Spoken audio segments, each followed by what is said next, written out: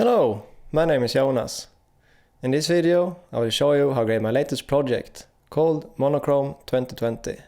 The video is a montage of footage which to a large extent dates back to the days of dust productions, meaning a lot of drifting. I've had the idea of doing a video made exclusively of footage from the old days for quite a while now.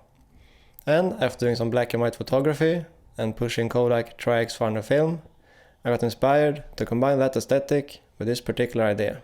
I also thought it would be interesting to grade the video in HDR and try to merge the qualities of these two seemingly opposing technologies, black and white photography and high dynamic range video.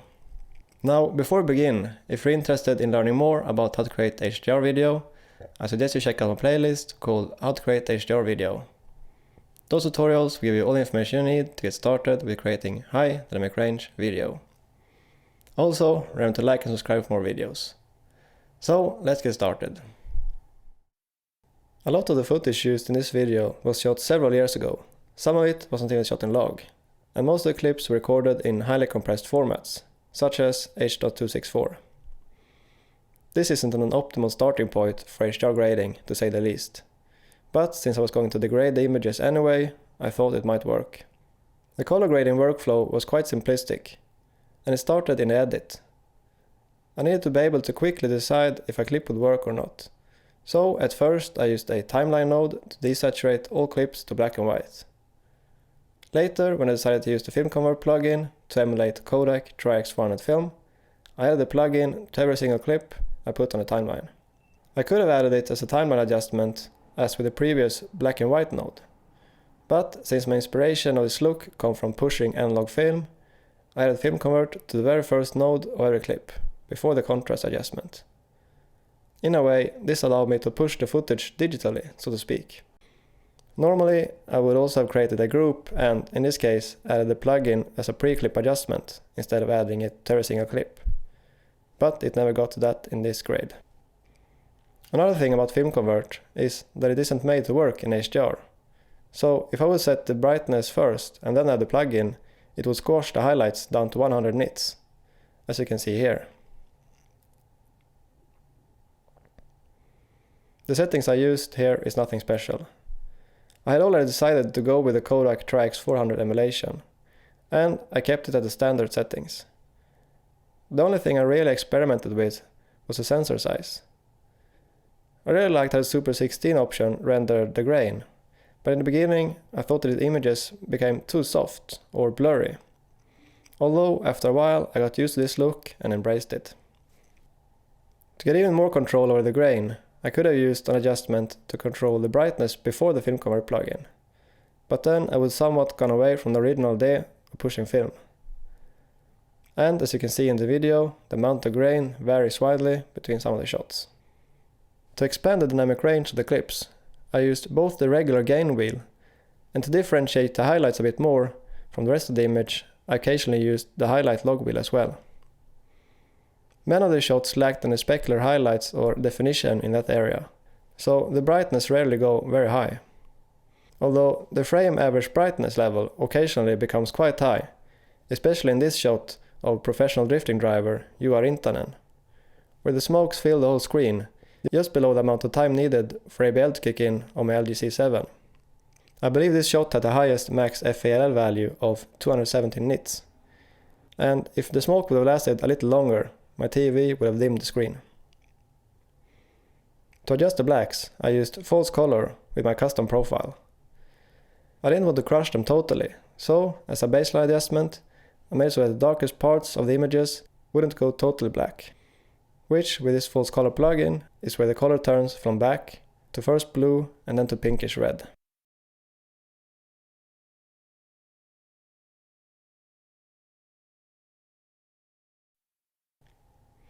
On some of the clips I used shapes for relighting. For example on clip 17, where I darkened the ground on the lower part of the image using a gradient. This helps to direct the viewer's attention towards the person on top of the hill. I also used shapes for relighting on the intro shot as well, where I brought up the road section and added some contrast to it. I also darkened some less important areas on the right side.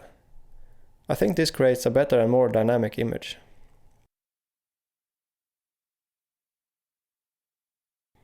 I also thought it would look cool with some color in this clip. I tried different options, but ended up using a tiny splash of red from the taillights of this Ford Mustang. To accomplish this, I duplicated the clip to another layer on the timeline. And added an alpha output to be able to use only the selected part of the image. I then used the qualifier to select the red hue of the taillights and a window to not include anything else in the image except for the car. I also used a separate node to add some saturation. To make it blend better with the original image, I changed the composite mode to color. With the red taillights, I got inspired to make some red intro titles. But when I added the text, I noticed that it looked very sharp and stood out too much from the rest of the footage. So, to make it blend better, I also changed the blend mode to color, which made the text somewhat transparent. I also played around with opacity, but ended up at 100%. I felt the text was still too sharp, so I decided to add some blur to it. To be able to do that, I first had to turn the text layer into a compound clip, as you can see here, which contains the text on a separate timeline. I then added a node and blurred the text.